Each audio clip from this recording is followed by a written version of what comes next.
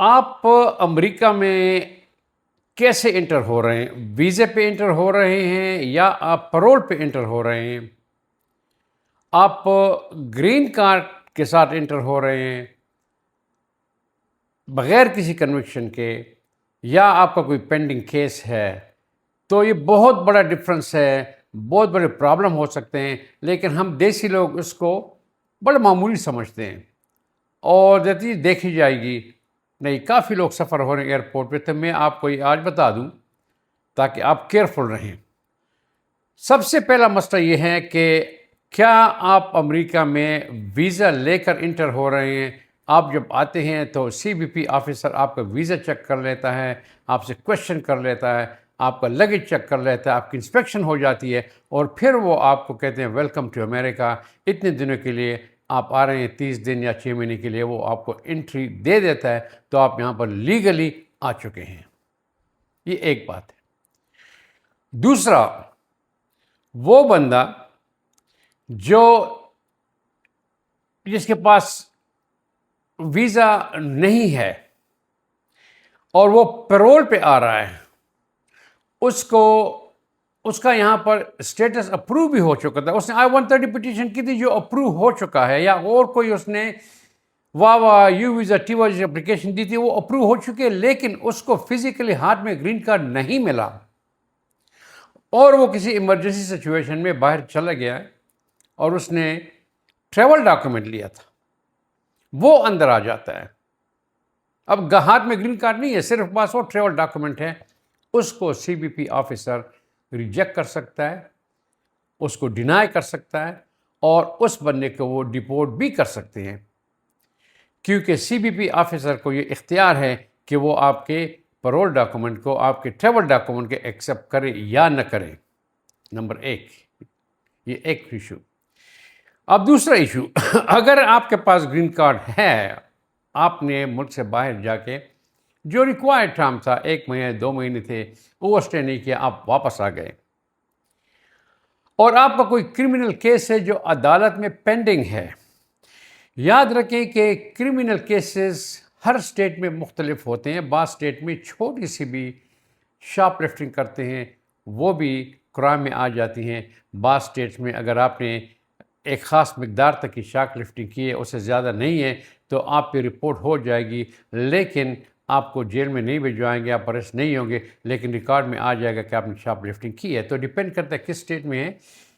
لیکن امیگریشن کے لیے، چونکہ امیگریشن ہے فیڈرل، وہ اسٹیٹ نہیں ہے، فیڈرل ہے، امیگریشن کے لیے ہر ایک وہ وائلیشن جس میں پولیس بلائی گئی تھی اور آپ پہ چارجز انہوں نے پریس کر دیے، وہ گڈ مورل ٹرپیسوٹ کے اگینسٹ ہے، مطلب you are not a good moral character. تو اب اور آپ کا کیس چلتا ہے، آپ نے I-130 پٹیشن سبمٹ کی تھی، وہ اپروو ہو گئی ہے، آپ کو گرین کارڈ نہیں ملا، آپ باہر چلے گئے ہیں، یا آپ کو گرین کارڈ مل چکا تھا لیکن آپ کی کوئی کرمنل وائلیشن ہے، اس کے بعد آپ باہر چلے گئے، لیکن اس کیس کا ابھی تک رزلٹ نہیں نکلا کہ آیا آپ کو انہوں نے کیس کے ڈسمس کر دیا ہے، ایگزانریٹ کر دیا ہے، یا آپ کنوکشن ہو گئے، لیکن آپ چلے گئے تھے ایمرجنسی میں، واپس بھی آتے ہیں، آپ سی بی پی آفیسر کو گرین کارڈ بتا دیتے ہیں۔ وہ سی بی پی آفیسر اب قانون، سپریم کورٹ نے جو ابھی ان کو آرڈر دیے ہوئے، جو لا نے جو حکم نامہ جاری کیا، وہ یہ ہے کہ سی بی پی آفیسر یہ ڈٹرمن نہیں کر سکتا کہ آیا آپ گڈ مورل کریکٹر ہیں یا نہیں ہیں، اس کو اختیار نہیں ہے کہ وہ جج کرے کہ جی آپ گڈ مورل کریکٹر نہیں ہیں، لیکن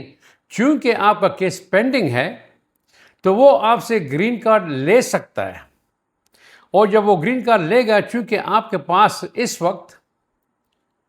گرین کارڈ ہے، تو وہ آپ کو ڈپورٹ نہیں کر سکتا، آپ کو انٹرنس دے دے گا امریکہ کے اندر، لیکن اس کے لیے وہ آپ کو ایک ڈاکومنٹ دے گا جس پہ لکھا ہوا ہے کہ آپ جج سے مل لیں، ہم نے آپ سے ایک گرین کارڈ لے لیا ہے، اس لیے کہ آپ کا جو ہے گڈ مورل کیریکٹر اب لکھا ہوا نہیں ہے، آپ کی وائلیشن ہے، یہاں پہ آپ جج سے ملیں۔ اب یہاں ڈفرنس کو آپ دیکھیں، اگر آپ کے ہاتھ میں گرین کارڈ ہے تو جج یا گورنمنٹ گورنمنٹ کا وکیل یہ ثابت کرے گا کہ آپ گڈ مورل کیریکٹر نہیں ہیں، آپ ڈپورٹیبل ہیں۔ اگر وہ اس کو جیت گئے اس آرگومنٹ کو، آپ کو ڈپورٹ کر لیں گے، آپ سے گرین کارڈ کینسل ہو جائے گا۔ لیکن اگر آپ کے پاس وہ ڈاکومنٹ ہے جس پہ آپ نے سی بی پی آفیسر نے آپ کو امریکہ کے اندر چھوڑ دیا تھا، تو اس سچویشن میں گورنمنٹ کا وکیل ثابت نہیں کرے گا کہ آپ گڈ مورل کیریکٹر نہیں ہیں، آپ نے ثابت کرنا ہے کہ میں گڈ مورل کیریکٹر ہوں اور مجھے ڈپورٹ نہ کیا جائے۔ تو بہت بڑا فرق ہے، ایک سچویشن میں گورنمنٹ پہ ذمہ داری عائد ہوتی ہے کہ وہ ثابت کر لے کہ آپ کون ہیں، دوسرے پہ آپ پہ ذمہ داری آتی ہے کہ آپ یہ ثابت کریں آپ کون ہیں۔ تو بی کیئرفل۔ تیسرا پرابلم یہ ہے کہ ہم لوگ جو انڈیا، پاکستان، بنگلہ دیش، نیپال ان ممالک سے ہیں، ہم اکثر فیملی نام کو یوز نہیں کرتے۔ ہم کہتے ہیں یہ میرا فرسٹ نام ہے، یہ لاسٹ نیم ہے۔ مثلا اکرم خان، خان آپ کا لاسٹ نیم ہے، اکرم آپ کا فرسٹ نیم ہو گیا۔ لیکن فیملی نیمز بھی ہوتے ہیں۔ اگر آپ نے مثلا آپ ہیں جی اکرم خان یوسف زئی یا اکرم خان جنجوا، اب وہ جنجوا یا یوسف زئی آپ کا فیملی نام آ گیا ہے، تو جب بھی آپ امریکہ میں ڈاکومنٹ فل اپ کرتے ہیں وہاں پہ ہوتا ہے first name, middle initial, last name, آپ اس کو یاد رکھیں۔ اگر آپ کا نام ہے، میں مثال دے رہا ہوں، اکرم خان، آپ نے اکرم فرسٹ نیم لکھ لیا، خان آپ نے اس کا کے مڈل انیشل لکھ دیا، اور وہ یوسف زئی جو تھا، یہ جنجو جو تھا، آپ نے اس کو لاسٹ کر دیا، تب وہی لاسٹ نیم، تم آپ کا فیملی نیم آپ کا لاسٹ نیم ہو گیا۔ خان جو آپ کا ایکچوئل لاسٹ نیم تھا وہ مڈل ہو گیا۔ تو بعض وقت لوگ بھول جاتے کہ میرا لاسٹ نیم کیا تھا، مڈل انیشل کیا تھا، تو آپ اس کو یاد رکھیں، کیونکہ اگر آپ واپسی پہ آتے ہیں، آپ نے کوئی ڈاکومنٹ سائن کر لیا یا آپ نے میرج سرٹیفکیٹ پہ ایک نام لکھا تھا اور پھر آپ نے I-130 پٹیشن میں دوسرا لکھ لیا، آپ کو یاد ہونا چاہیے کہ کیا آپ نے اپنے لاسٹ نیم کو مڈل انیشل کہا تھا اور جو آپ کا فیملی تھا اس کو آپ نے لاسٹ کہہ دیا تھا۔ اس کے مطابق آپ تمام کے تمام ڈاکومنٹ فل اپ کریں گے، کیونکہ یہ فار ایور آپ کی ہسٹری بن جائے گی۔ تو بڑے کیئرفلی اپنے نام کو چوز کریں۔ پلیز اس ویڈیو کو دوست ساتھ شیئر کریں تاکہ وہ بھی ایسی غلطیاں نہ کریں جو چھوٹی چھوٹی ہوتی ہیں جس پہ لوگوں کو رپورٹ کیا جاتا ہے۔ اگلی ویڈیو پھر ملیں گے۔ اللہ حافظ۔